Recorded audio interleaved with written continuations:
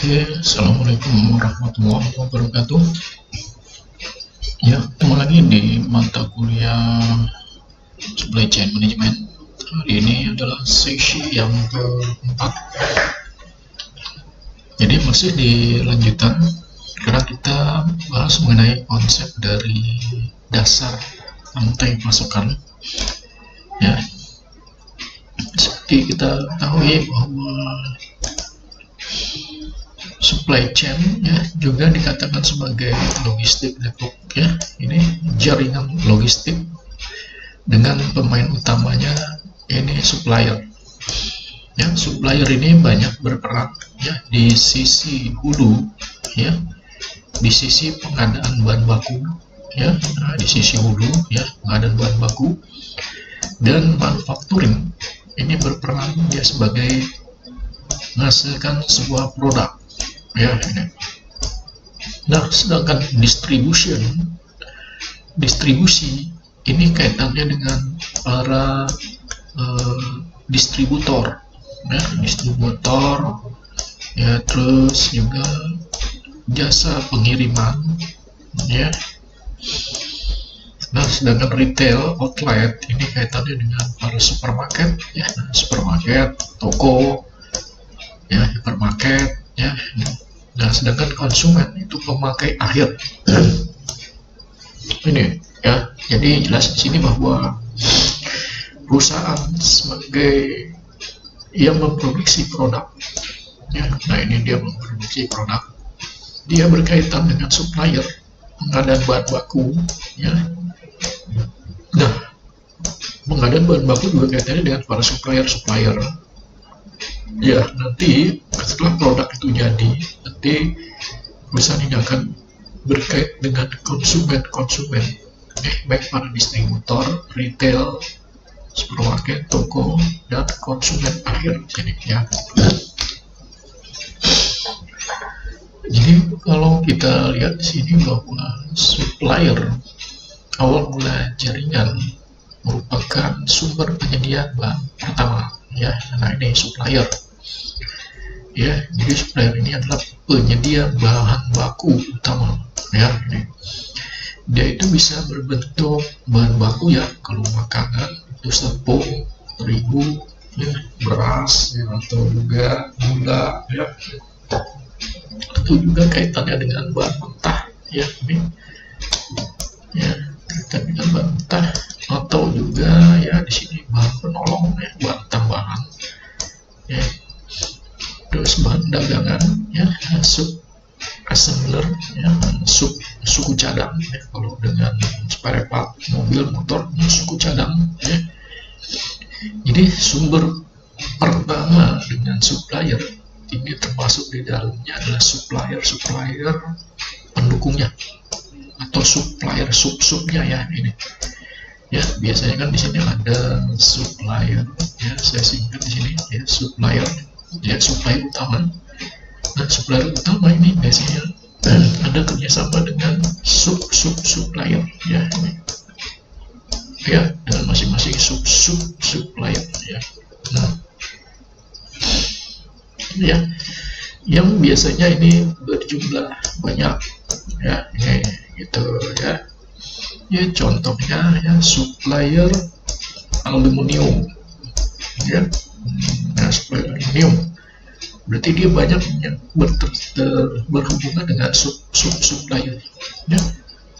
Supplier yang kaitan dengan bahan baku aluminium ya, supplier dengan kaitannya bahan baku kimia ya, ini supplier dengan kaitannya dengan bahan baku yang kaitannya dengan besi atau apa, zat-zat yang lainnya yang membentuk sebuah bahan baku aluminium ya ini ya. Terus di sini chain 1 dengan 2 ya, ini antara supplier ya dengan manufaktur ya, si pembuat produk ya ini. Jadi ini rantai pertama ini nanti dia dihubungkan dengan rantai kedua ya ini. Rantai keduanya yaitu adalah manufaktur, pabrik si pembuat produk ya ini, atau juga sebagai plant, assembler, fabrikator, atau bentuk lainnya yang melakukan pekerjaan membuat, memfabrikasi, merakit, ya, mengkonversi atau menyelesaikan barang menjadi finish, ya, menjadi finishing, gitu ya. Jadi contoh di sini untuk fabrikator, ya, atau assembler atau merakit, ya, contohnya adalah merakit motor, ya. Misalkan pabriknya pabrik motor, ya, yang mana pabrik motor ini dia akan mendapatkan supplier, ya, bahan baku yang berupa rakitan-rakitan, ya. Ada rakitan yang untuk mesin, ya, ada rakitan untuk bodi, ya, ada rakitan untuk ban, ya, sehingga dirakit, ya, dalam sebuah pabrik sehingga menghasilkan sebuah produk motor, ya. Ya, itu contohnya. Ya, setelah kita lihat ada supplier, terus ada manufaktur, baru nanti keterlibatan dengan distributor, ya, distribution sini, ya. Jadi barang yang sudah jadi berarti nanti mulai disalurkan sini, ya, oleh manufaktur ke pelanggan. Tentu agar sampai ke pelanggan dia butuh distributor, ya, Nah, ini kan dari pabrik, ya, terus sebelum sampai ke konsumen akhir, ya. Nah, ini kan dia butuh distributor, ya, ini sebelum sampai ke konsumen akhir, ya. Nah, ini sehingga dalam perjalanan sebuah proses ini kan proses distribusi, ya, proses distribusi, ya, mulai dari pabrik sampai ke distributor, sampai ke supermarket, ya, misalnya di sini ada supermarket, toko, sampai ke konsumen, ya, ini. Ya, jadi barang dari pabrik ini nanti disalurkan melalui gudang ke gudang, ya, gudang ke gudang distributor atau wholesaler atau dagang besar dalam jumlah yang besar, ya, ini. Ya, jadi bisa saja dari pabrik dia nanti masuk ke toko atau pasar induk, ya, bisa saja, ya, ini masuk dari pasar induk masuk ke toko-toko kecil. Nah, dari toko-toko kecil nanti dibeli oleh konsumen, masuk ke konsumen, ya, ini. Itu, ya. Ini juga sama, ya. Jadi chain supplier masuk ke manufaktur, lalu didistribusikan, ya, baru masuk ke retail outlet, ya. Nah, outlet di supermarket, ya, terus di kayak seperti di Carrefour, Giant dan sebagainya, ya. Jadi pedagang besar biasanya dia akan mempunyai gudang sendiri, ya, atau dia menyewa gudang dari pihak lain, ya, sehingga gudang dipakai untuk menimbun barang, ya, sebelum disalurkan ke pihak pengecer, ya. Nah, ini jadi di sini dapat dilakukan penghematan, ya, dalam bentuk jumlah inventories, biaya gudang, ya, dengan cara melakukan desain kembali, ya, atau pola pengiriman barang yang baik dari manufaktur maupun ke pengecer, ya. Desain kembali berarti meredesain, ya, ini dari barang yang sudah ada, sudah jadi, ya, diredesain kembali, ada juga yang seperti itu, ya, atau dirakit kembali, gitu, ya. Nah, ini ujung terakhirnya adalah konsumen, ya, ini setelah melalui retail baru masuk ke konsumen, ya, ini.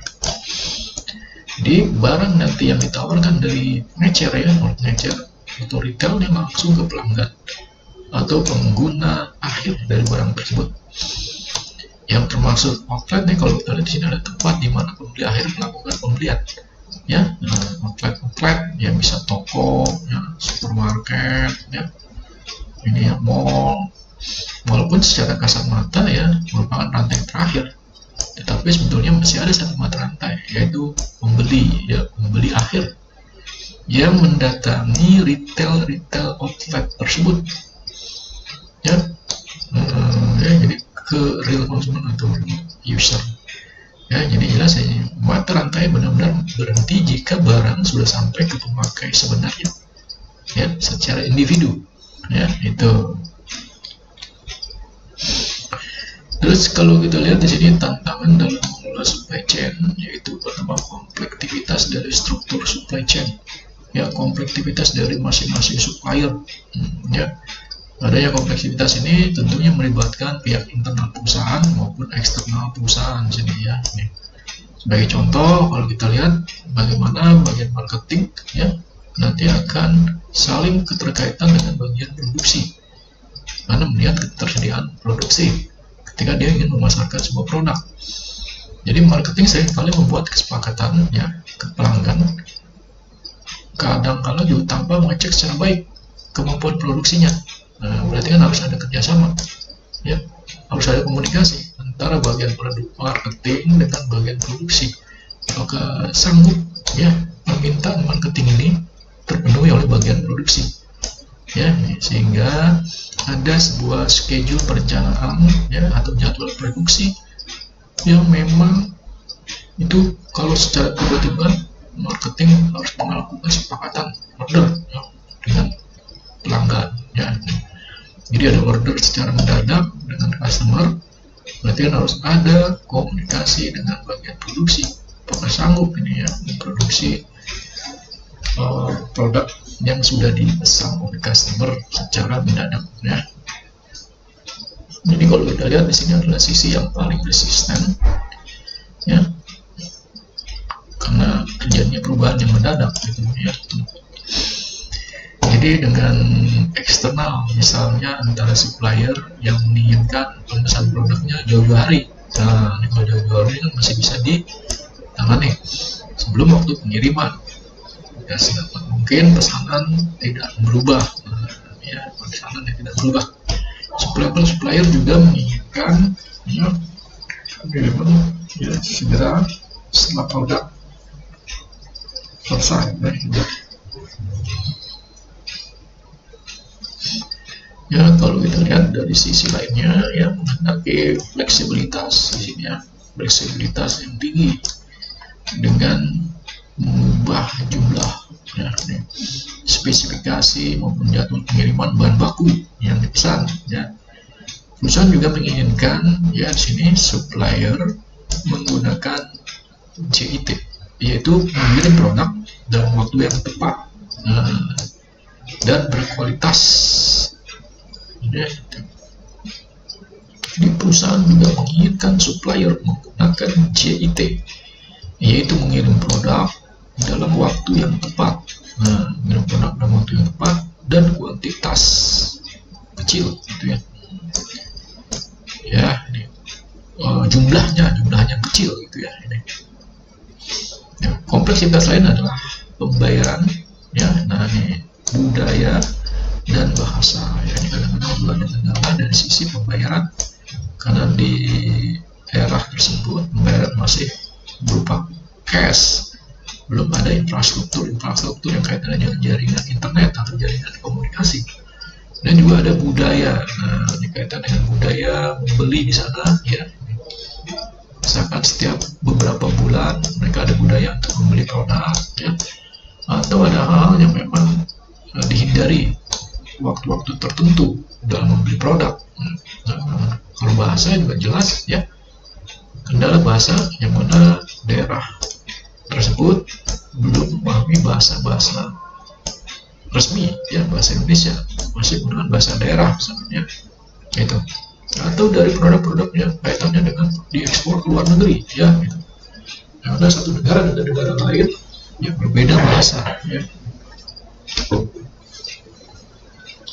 Ya, tantangan yang kedua di sini adalah ketidakpastian.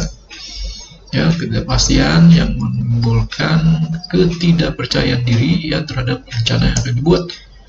Ya, ini kaitannya ketidakmampuan dalam memproduksi secara massal. Nah, itu kan karena keterbatasan sumber daya manusianya, sumber daya asetnya, ya.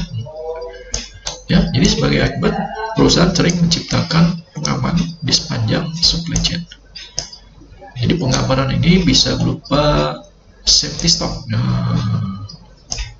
menyediakan stok agar lebih safety dari sisi waktu, atau dari sisi kapasitas produksi ataupun transportasinya.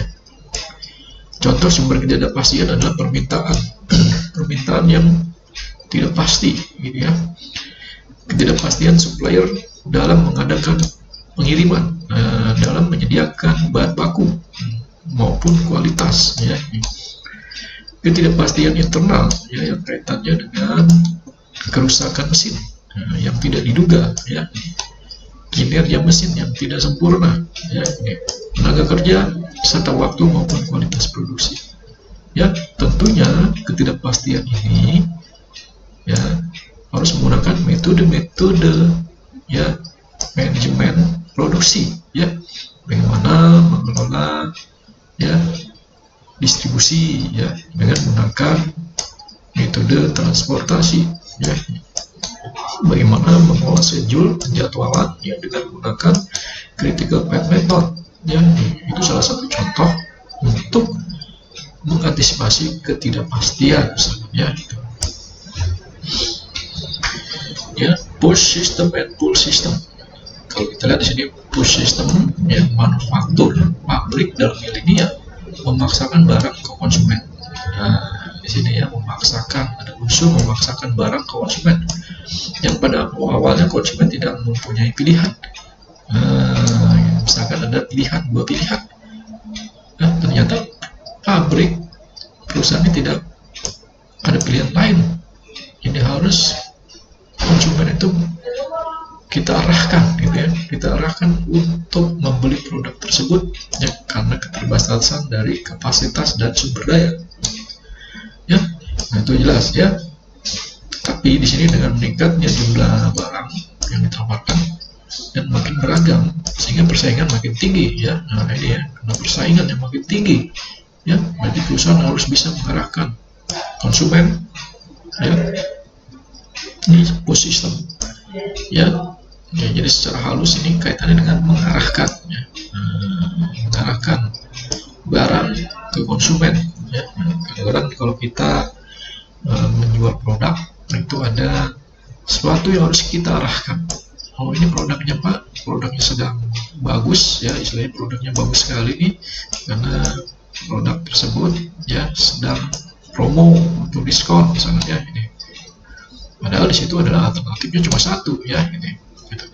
Nah, pull system. Nah, jadi ini adalah perusahaan atau pabrik yang hanya membuat barang yang dipilih atau dikehendaki konsumen. Jadi konsumen memilih barang yang dikehendaki lalu dipenuhi oleh manufaktur perusahaan. Ya. Nah, sesuai dengan perubahan paradigma yang di sini konsumen sebagai penentu utama dari supply chain. Pabrik atau manufaktur melakukan pull ya, atas kebutuhan konsumen dan meninggalkan cara push tersebut ya. Ini. Nah, kalau kita lihat di sini push based supply chain ya, ini ya ada push based supply chain ya, ini ya push based supply chain dan pull based supply chain. Ya, kalau kita manufakturnya dari sisi financial, marketing, driven forecast, master scheduling. Ya, sini ada assessment based on distribution. Ya, appreciate safety stock. Ya, manual purchase order, ya, invoicing. Ya, ini. Terus retail distribution center, ya, order point based on warehouse di sini ya. Nah, di sini ada safety stock level, terus deals, the promotion, forward buying, manual purchase order, information entry. Terus dari sisi retail store-nya ya, di sini order point base ya. Tentunya di sini ada safe inventory-nya, ya, safety stock levelnya, dan forecast-nya. Terus juga dari promotion, manual entry, item order. Ya, ini dua perbedaan ya antara manufaktur yang kaitannya dengan push based supply chain dengan pull based supply chain ya.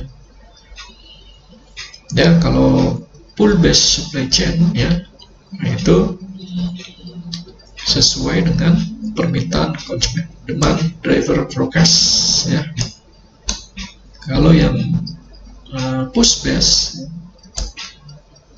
ini mengarahkan konsumen ya, mengarahkan konsumen untuk membeli produk tersebut ya, karena berdasarkan dari point order ya,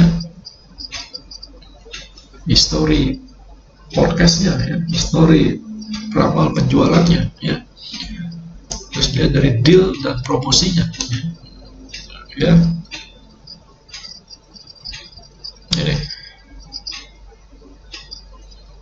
Jadi jelas ya di situ.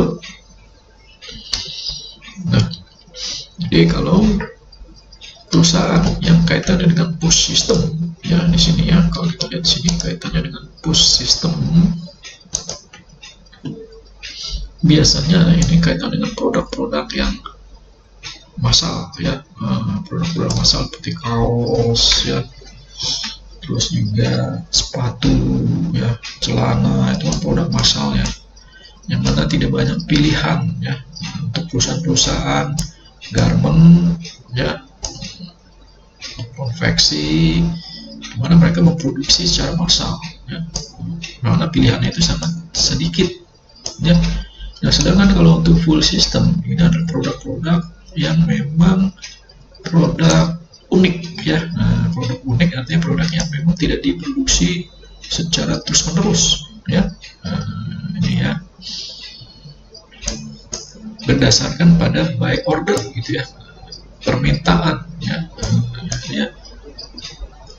permintaan sesuai dengan pesanan konsumen ya. Ya, contohnya desainer menerima permintaan dari konsumen sesuai dengan order atau desain atau keinginan dari konsumen. Beda dengan konveksi, dia tidak berdasarkan pesanan, tapi berdasarkan dari tren pasar untuk memproduksi secara massal ya. Contohnya itu galeri baju ya, nah itu kan dia sesuai dengan permintaan kehendak konsumen ya. Ya, desain rumah ya, itu ya, desain yang kaitan dengan permintaan yang terbatas ya gitu ya. Ini itu ya untuk session keempat ya, sampai ketemu lagi minggu depan. Assalamualaikum warahmatullahi wabarakatuh.